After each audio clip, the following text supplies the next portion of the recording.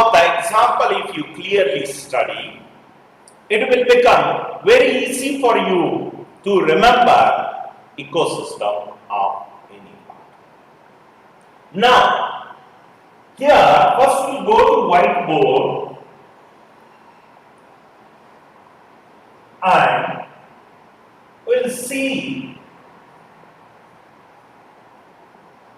what is ecosystem.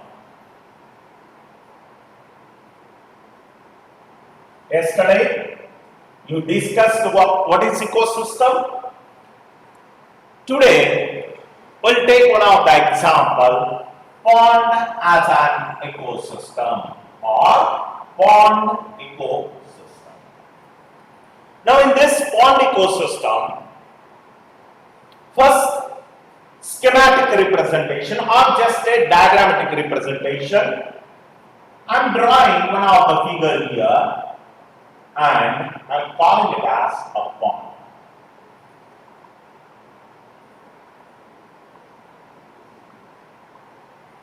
So, this is the water level.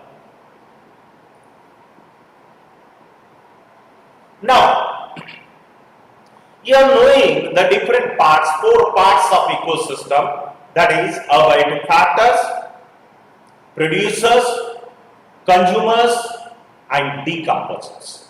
So here we'll try to solve factors or parts and we'll see how the pond ecosystem functions. Now, what is ecosystem? Ecosystem is a system in a particular area where biotic and abiotic factors, they are interacting with each other. Here the particular area is a pond. Okay, so pond is an example here. What is happening? Here there will be a sun. Sun is producing a radiant energy, that is sunlight. So sunlight falls on the pond. Here the pond is containing the planktons and other green plants. So say for example, here floating plants you are observing. Say for this is a pistia. They are freely floating, pistia. Then you can take another example of azolla. Then you can take an example of Ecornia.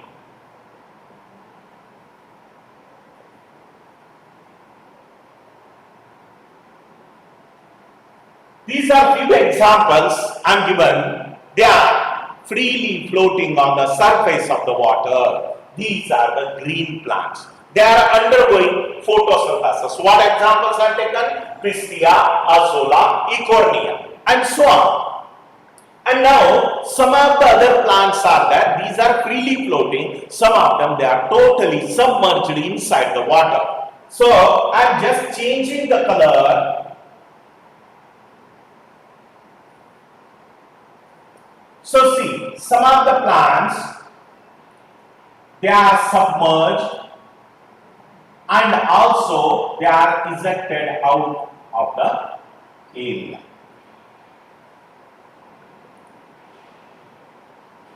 Such a type of plants you are observing, and we are calling it as best example Limnophila and Heterophila.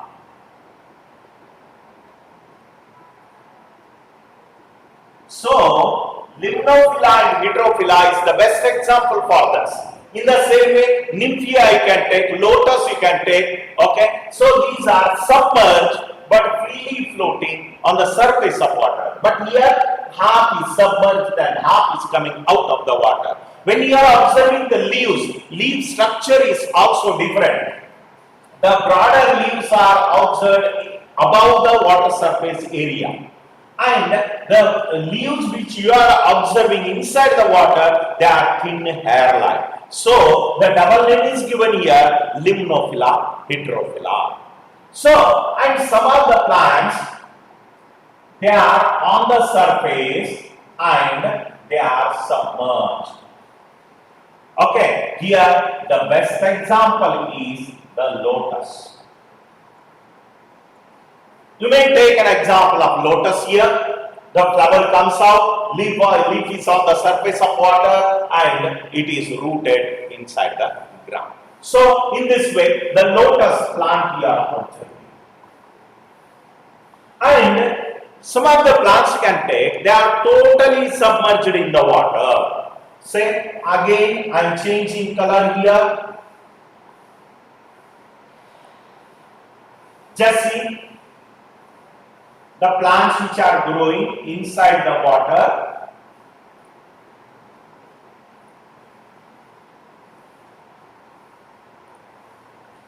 Here, you can take an example of Chiara, Hydrilla,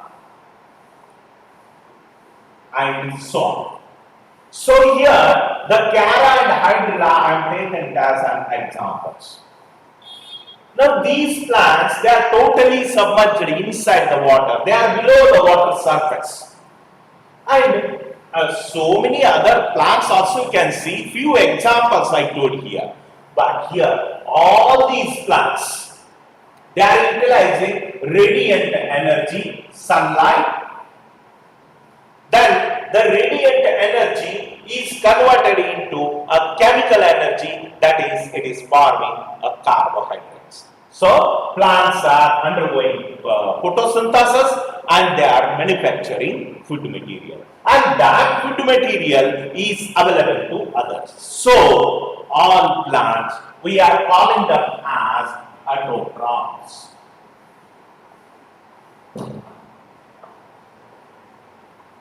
All plants are autotrophs. So you observe autotrophs. Now comes the second point. Here the abiotic factor. One by one factors you see. First one is abiotic factor or abiotic part. Then comes producers. Then comes consumers. Then decomposers.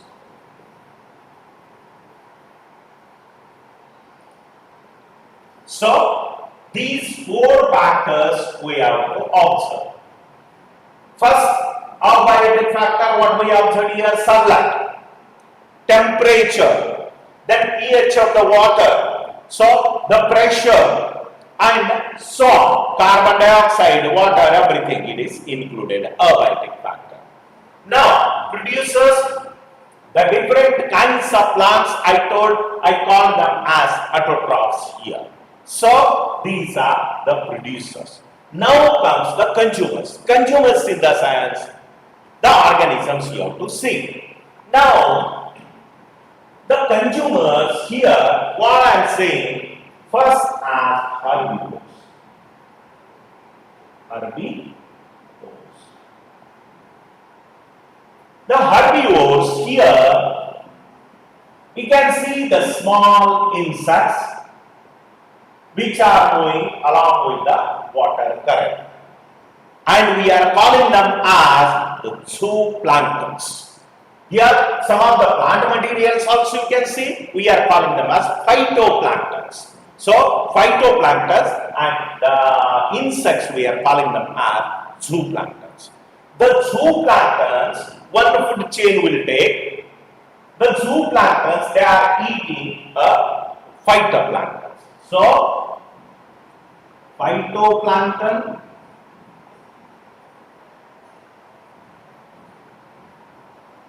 then the phytoplankton is eaten by zooplankton.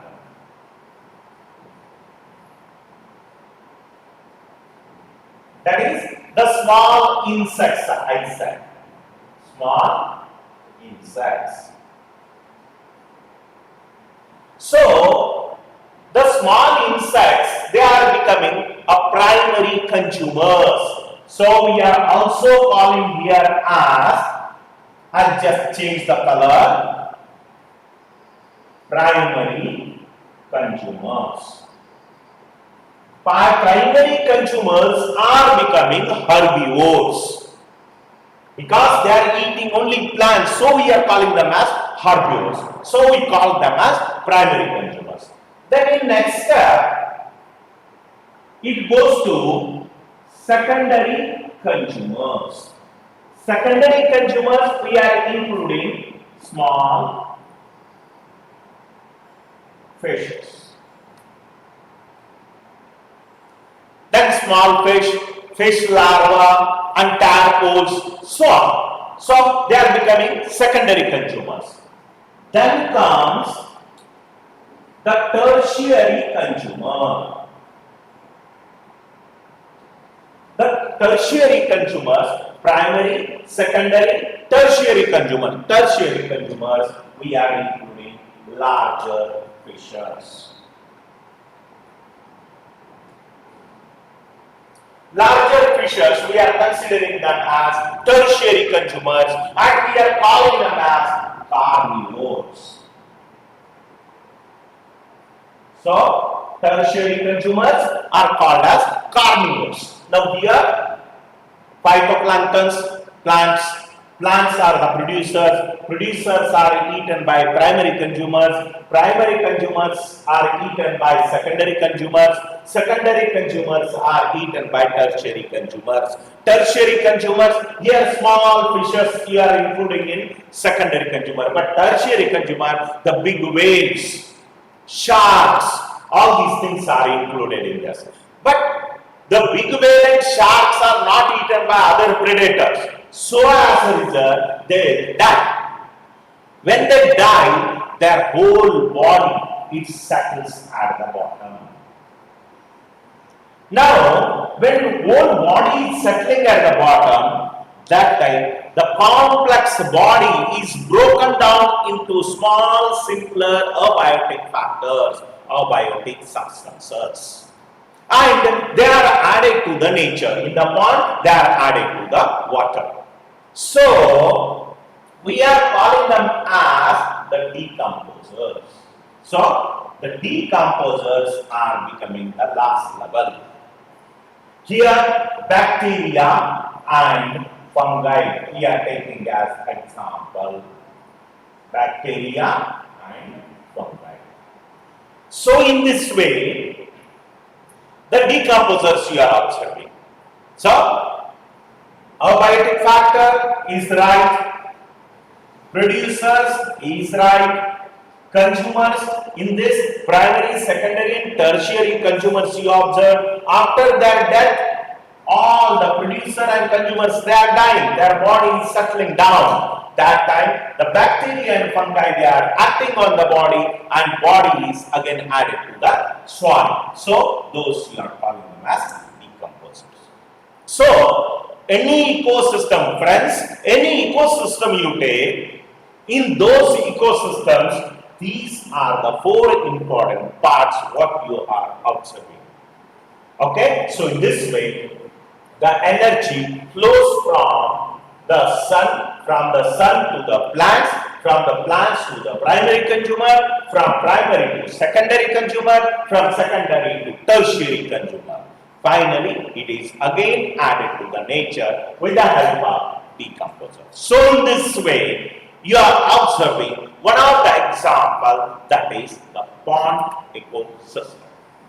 So friends, we'll go to our questions now. We'll go back to the slide. Now,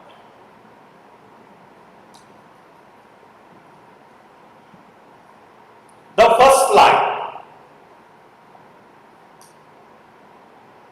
Adaptive factors are related to soil, animal, man, temperature. Adaptive factors are always related to soil. So, option A, soil is the correct answer. Next, removal of soil by the action of wind and water is known as removal of soil by the action of wind and water. It is called soil erosion, soil conservation, salination, then calcification. So here it is called as soil erosion. So when wind and water effect is there, say for example the barren land, the soil is totally exposed to the atmosphere. When there is a rainfall, when heavy rain is coming, okay, so all rain drops they are falling on the water. And when water current is created, along with the water current, soil is flowing off. Then the top soil goes and the inner soil comes out. So the fertile soil goes out from the area that we are calling it as soil erosion. This is a water example. The same thing happens with the wind also. So in this way, option A, soil erosion is the correct one. Next.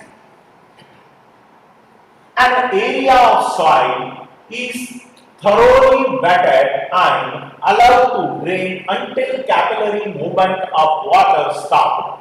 The water contents of the soil will give an estimate of its options: capillary water, storage water, field capacity, gravitational water. It is called option C, field capacity. Next one.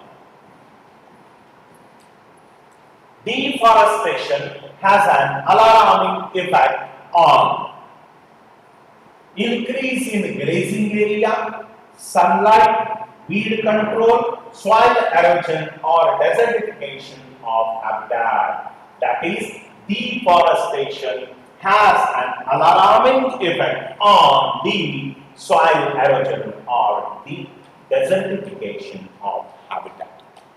Just now I told, soil erosion, the top fertile soil goes up. Once the fertile soil goes up, then the other plants cannot grow in that area. Because to produce a fertile soil, it requires millions and millions of years. So as a result, here option D, soil erosion or desertification of habitat is the right one. Next. The best soil for healthy and vigorous growth of the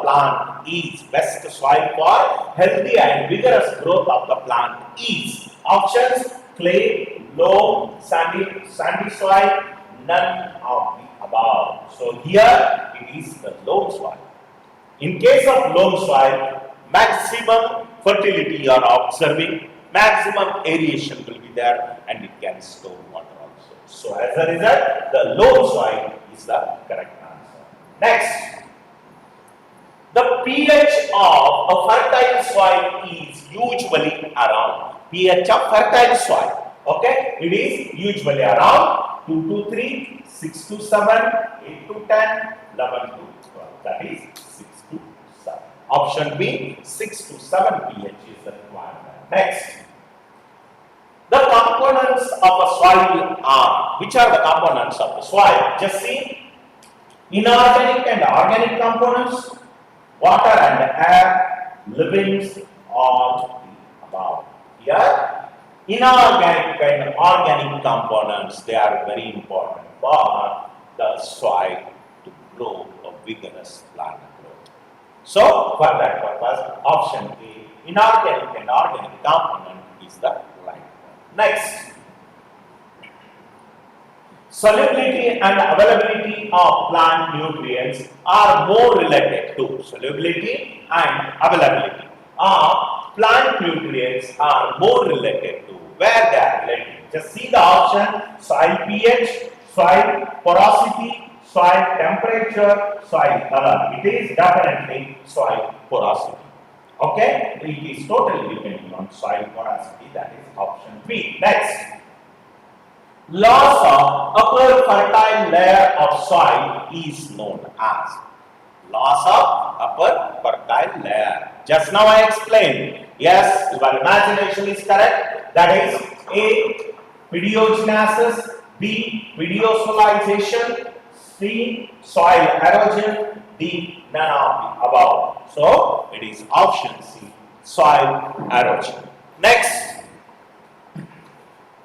water logging occurs in, water logging in the sense water standing. It occurs in clay soil, loamy soil, gravel soil, sandy soil. Definitely it is option A, clay soil. Clay soil is having maximum capacity to hold water. So as a result, water logging takes place in clay soil. Next, deep black soil is considered to be highly productive due to high proportion of, see the option, silt and earthworm, clay and humus, gravel and calcium ion, then sand and zinc. It is clay and humus. So clay and humus, it has deep black soil that is considered to be highly productive due to high proportion of clay and humus. Clay and humus, clay holds water, humus gives fertility to the soil. So whatever nutrients are required to the plant for the vigorous growth, they are available here. So option B, clay and humus is correct. Next,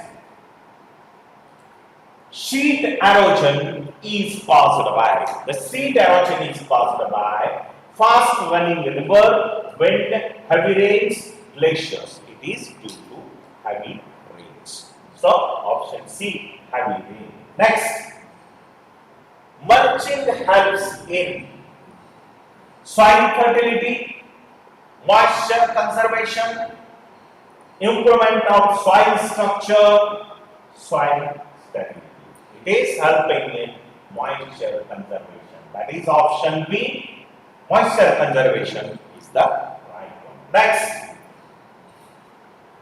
soil conservation can be best achieved by having, okay, how you are having soil conservation? Just see, wind screens, good plant covers, restricted human activity, low rainfall. The best example is good plant covers. If suppose any area is there, barren land is there, if suppose everywhere the grass is formed, then it holds the soil. So as a result, option B, good plant cover is the right answer. Next, the process of lateralization results into, okay, now degradation of soil, formation of humus, mineralization of humus, formation of soil. That is option A, degradation of soil. Okay, next, salinity of the soil is often caused due to, why salinity increases? Just see, accumulation of soluble minerals near or in the surface in arid region. B, excessive addition of water. C, rapid evaporation of surface water. D, excessive leaching.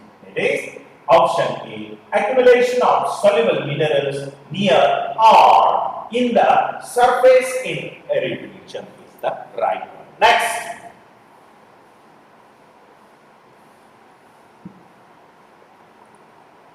insectivorous plants grow on. Where insectivorous plants are growing? Just see, nitrogen deficient soil, oxygen deficient soil, chlorine deficient soil, then carbon dioxide deficient soil. So here, option A, nitrogen deficient soil. So insectivorous plants, they are having a special type of enzymes in bulbous structures at the tip of those hairs, and they are containing lytic enzymes. When insect is coming and just entering or sitting on the body of that particular plant, insectivorous plant, it slowly closes and all those enzymes are released on the body of the insect. So as a result, insect is killed and it is digested. So the nitrogen availability, whatever is there, that is from the insect to the plants. So here nitrogen deficient soil. They are containing insectivorous plants. Next, soil formed by transportation of disintegrated parent material from one place to another is called. See the option: light soil, alluvial soil, heavy soil, sedimentary soil. It is definitely the sedimentary soil. Next one. Soil erosion is greater when soil erosion is more. Just see, there is no rain, the rainfall is low, winds do not blow, the rainfall is received in heavy downpour. So here option D, the rainfall is received in heavy downpour. So this is the right answer. Next one you see, when one organism is benefited without affecting the other is called. One is benefited, another one is not benefited, neither harm. Just see, parasitism, commensalism, saprophytism, symbiosis. It is commensalism. So option B, commensalism is the right one. Next, biotic factors are, which are life factors. Just see, chemical factors of soil which affect life, physical factors of soil which affect life, all living organisms which influence other organisms, factors of atmosphere which affect life. That is option C, all living organisms which influence other organisms. Okay, this is the right one. Next, which of the following is not a biotic component? It is not a biotic component out of these four. Which is that? Phytoplankton, herbivores, light, bacteria. So light is the factor here. So phytoplankton, herbivore, bacteria, these are the light, and light is the physical one. So I say that option B, option C, light is the correct answer. Next, if the strong partner is benefited and the weak partner is damaged, it is known as. So here, commensalism, symbiosis, predation, allotropism is definitely called as predation. Okay, one is benefited, another one is harmed. The best source of energy in the environment is, the environment which is the best source. Just see, water, soil, trees, ponds. Here, the trees are the best sources. Next, mycorrhiza, a relationship between fungi and roots of higher plants is. So, mycorrhiza fungus, if you are taking total course, that is gymnosperms, okay, the roots they are containing the coralline roots, and they are in association with the fungi and algae. Fungi is nothing but a mycorrhiza. Okay, and so here mycorrhiza, a relationship between fungi and roots of higher plants is parasitic relationship, saprophytic relationship, symbiotic relationship, epiphytic relationship. So here it is option C, symbiotic relationship. So here what is happening? The mycorrhizal fungus, okay, it is getting an area, and the algae, it is synthesizing food material. So both are benefited. So as a result, this is the option C is the right answer. So, dear friends, so far what we discussed, it will be definitely beneficial to you. In the coming class, whatever is remaining, will continue with it. So, thank you very much.